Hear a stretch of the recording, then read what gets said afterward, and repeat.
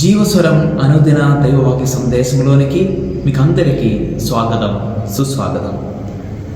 మత్తయి సువార్త అధ్యాయం 5 వాక్యములు 25 నుంచి 28 వరకు. కానానీయ స్త్రీ యేసుప్రభువు దగ్గరికి వచ్చి తన కుమార్తె కోసం వేడుకుంటుంది. తన కుమార్తె పిశాచు బాధతో బాధపడుతుంది. ఆమెకు స్వస్థత కావాలని కోరుతూ యేసుప్రభువు దగ్గరికి వచ్చిన ఆ స్త్రీని యేసుప్రభువు గమనించలేదు. మొదటిసారి గమనించలేదు, రెండవసారి గమనించలేదు, మూడవసారి కూడా గమనించలేదు. కానీ చిట్ట చివరికి యేసుప్రభువు ఇదిగో ఇలా అంటున్నారు, అమ్మా నీ విశ్వాసము మెచ్చదగినది.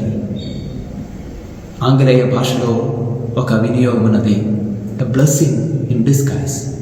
అంటే భరించలేని కష్టములతో బాధపడినప్పుడు అది హద్దులేని దీవులకు దారి తీస్తుంది అని అర్థం. ఈనాటి సువార్తలో కూడా ఇలాంటి ఒక సంఘటన మనం చూస్తున్నాం. ఎన్నో కష్టములతో కన్నీళ్లతో యేసుప్రభువు దగ్గరికి వచ్చిన ఆ వ్యక్తి జీవితంలో యేసుప్రభువు ఇదిగో హద్దులేని దీవులు కురిపిస్తున్నారు.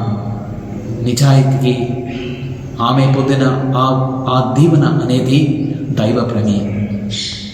పునీత పౌలు గారు రోమీయులకు రాసిన లేఖనంలో ఇలా రాస్తున్నారు, కష్టములు ఓర్పు సచ్చీలమును దైవ ప్రేమను కలిగిస్తుంది అని. ప్రియమైన సహోదరి సహోదరులారా, క్రైస్తవ జీవితంలో కష్టమును కన్నీళ్లు అనేది సహజమే. కానీ దాని వెనుక దేవుని యొక్క గొప్ప దీవెన ఉన్నది. ఆ దీవెనను మనం పొందుతాం. దేవుడు మనందరినీ